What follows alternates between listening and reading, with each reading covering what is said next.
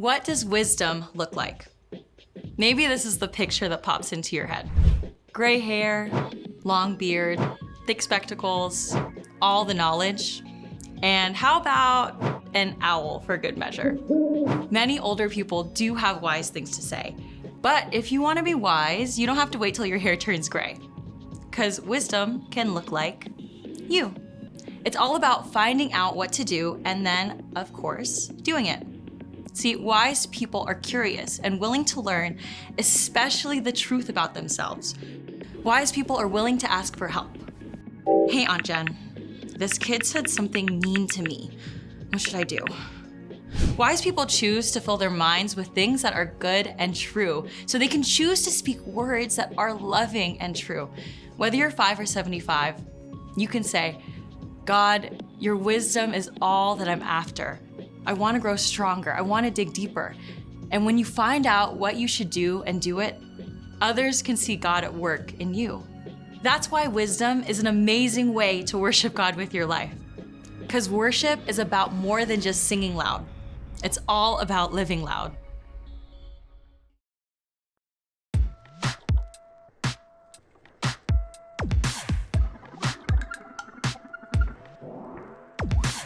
I've got so many questions. There's so much to learn that I don't know. I don't have a direction, but God, I know you show me where to go. You help me to see the best I can be. Now there's no stopping me. I wanna go further, I wanna go faster. God, your wisdom is all that I'm after. I wanna dig deeper, can't wait any longer. God, I know that you're making me stronger. Further, faster. I wanna go further. I wanna go further, faster. I've got so many questions. There's so much to learn that I don't know. I don't have a direction, but God, I know you'll show me where to go. You help me to see the best I can be. Now there's no stopping me. I wanna go further, I wanna go faster. God, your wisdom is all that I'm after. I wanna dig deeper, can't wait any longer. God, I know that you're making me stronger. Further, faster. I wanna go further. I wanna go further, faster. Your way is the good life. Won't you show me? Won't you show me? Lead me to do what's right. Won't you show me? Won't you show me? Your way is the good life. Won't you show me? Won't you show me? Lead me to do what's right. Won't you show me? I wanna go further. I wanna go faster. God, your wisdom is all that I'm after. I wanna dig deeper, can't wait any longer. God, I know that you're making me stronger. I wanna go further. I wanna go faster. God, your wisdom is all that I'm after. I wanna dig deeper, can't wait any longer. God, I know that you're making me stronger. Faster. I wanna go further. I wanna go further, faster. Check. Wait, where's the food color? Oh, hey, welcome to Story Lab. This week we're taking a look at the story of someone who wanted to dig a little deeper. Aha! Food coloring. Whew! Food coloring and Story Lab are like PB&J.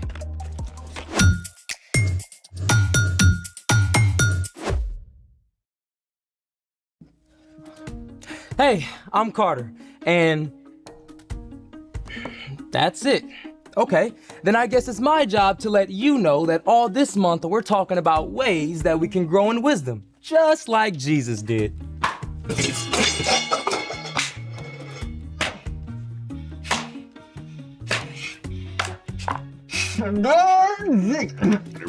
And I'm Zeke. Little late, superhero. What? You said we're taking a deep dive into the ocean today, so I'm ready. I meant deep dive into knowledge about the ocean, not actual water. Oh, so I don't need a snorkel? We're only using this much water. Well, let's make it. Today, we're exploring the ocean layers on land. We'll use our imagination and some of these supplies. For this activity, we will need 5 jars of water, sea salt, food coloring, scrap construction paper, and a syringe with a tube, or a funnel and a large straw will do. Is this for breathing underwater? First things first. Step 1, add salt. This first jar will get no salt, the next will get 2 spoonfuls, then 4, then 7, then 9.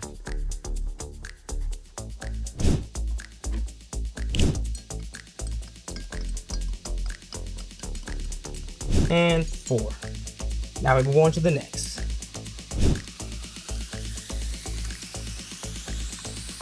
And 7. All right, and the last one.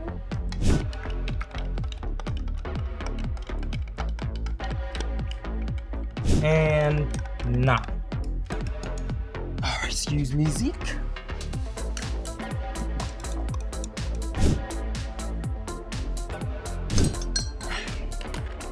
Hey, the ocean is saltwater, right? Yep, but we're also adding salt to increase the density of the water. Density just means how tightly the molecules are packed together. Since the different layers have different densities, they'll stay separate. Which brings us to step 2, coloring our layers. We'll put the tiniest bit of sky blue in the first jar, then blue-green 1 drop, then navy blue 1 drop, then purple 2 drops, then black 4 drops. All right. Excuse me. So I'm thinking the ocean layers go this way instead of that way. Step 3, the layers all go in here, carefully. Now, each colored salt solution represents 1 layer of the ocean. We'll start at the bottom with the darkest water, the trenches. Carter, I'm always willing to be in the trenches with you. Thanks, Zeke. Whew, it's so dark down in the trenches. Yep. 0 sunlight reaches the trenches. And the deeper that you go in the ocean, the higher the density of the water. There's so much we don't know about the deepest parts of the ocean, but we do know that sea cucumbers and starfish live there. All right. Now we're going to pour in the rest of the layers. Because each color is a different density, they should layer rather than mixing. But it's a little tricky, so we're using this tube and some paper to help.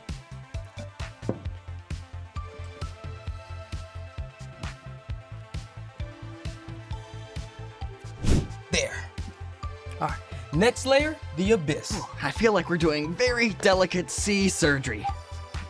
Peering into the depths of the abyss. This zone is where many types of squid and shrimp live.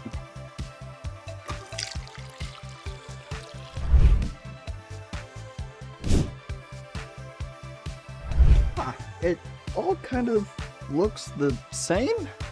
You know what we're missing? Light. Ah. There it is. You see? Yeah. All right, okay. Now for the next layer, the midnight zone. In the midnight zone, we find anglerfish and the ever-popular blobfish. That looks so cool. That's great. Okay, next.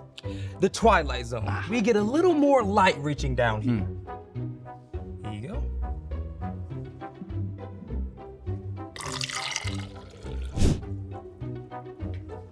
The Twilight Zone, home of jellyfish and octopuses, octopi, octopodes. All right. And finally, the sunlight zone, our lightest solution both in color and density. You ready? Yep. Sunlight. Almost done. Yep. In the sunlight zone, we find sea turtles, clownfish, flying fish, manatees, dolphins, tuna fish, blue whales, and so Much. more.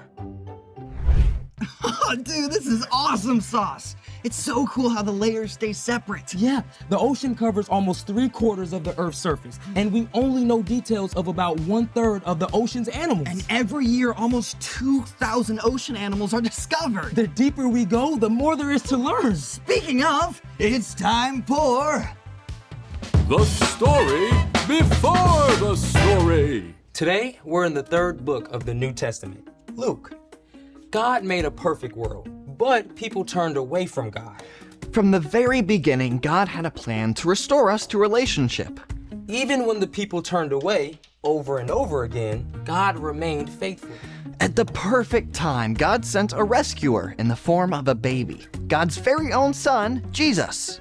Even though he was God's son, Jesus was born to an ordinary family in an ordinary town. Which is where our story starts. Take it away.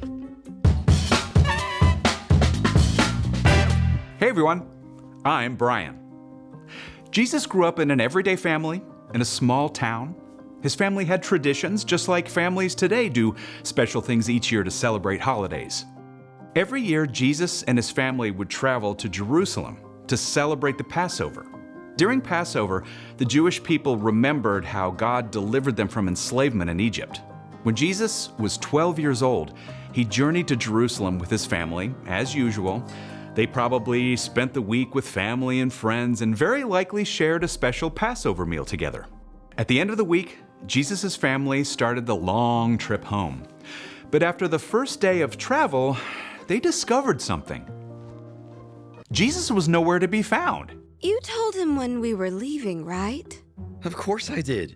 Everybody knew. Mary and Joseph had probably assumed Jesus was with cousins or friends somewhere in the group of travelers. No one has seen him all day. Did we really leave him behind in Jerusalem? We have to go back, right now. Mary and Joseph raced the whole way back to Jerusalem. By this time, 12-year-old Jesus had been without his parents for several days. Any news? Nothing. None of our family or friends have seen him anywhere. He's got to be somewhere. We haven't looked there. The temple? At last, Mary and Joseph climbed up to the temple, and sure enough, Jesus, my son! Jesus, have you been here all this time? This young man has been asking us questions. Pretty impressive ideas, too. We're frankly amazed by what he understands. Jesus, we've been looking everywhere. Why didn't you tell us where you were going? Why were you looking for me? Didn't you know I had to be in my father's house? It's time to go home now. Come back anytime. Jesus returned home to Nazareth with his parents and continued to obey them. As he grew up, he became wiser and stronger and more pleasing to God and to people. The end. That's crazy. Jesus was without his parents for days in a big city. What did he eat? Where did he sleep?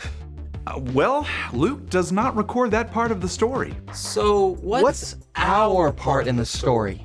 Jesus is God's own son, and he looked for and grew in wisdom. Now, if Jesus did that, then it's definitely important for us to look for wisdom too. Wisdom is finding out what you should do and doing it. Okay, I know how to look for stuff like my shoes. But how do we look for wisdom? Oh, well, you can think of wisdom like a buried treasure that you really have to dig for. Wisdom isn't just being smart or knowing things. Wisdom is knowing what to do with what you learn. Yeah, like I can know that eating veggies will help me stay healthy, but that doesn't matter if I keep scarfing down junk food. You gotta actually eat those carrots and hummus. Great example. You can also gain wisdom from your mistakes. I put off studying for a test last week. Then I had to stay up super late to study, and I was so tired I didn't do great on the test anyway. So wisdom for you will be starting to study ahead of time for the next test. For reals. You can learn wisdom from other people too, both from wise choices that they've made and also from the times that they've failed. It could be your parents, a favorite aunt or uncle, or a small group leader. I like hanging out with my grandpa. He's also got amazing stuff to say. Back in my day. Well, most importantly, we can ask God for wisdom. In the book of James, we read, "If any of you needs wisdom, you should ask God for it. He will give it to you." So we gain wisdom by asking first. So we can know what to do. And then do it. I think you got it, wise guys. See you next time.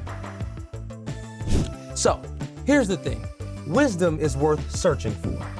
Speaking of searches, you think there might be any treasure buried at the bottom of this ocean? As a matter of fact, there is. Are you joking? For reals? Yeah, I buried our lunch money in quarters. Oh, we get to dig for buried treasure. Thanks for joining us for the Story Lab. See you next time. Okay, should we use the syringe? Or maybe the tiniest shovel. Why not both? All right, let's do it.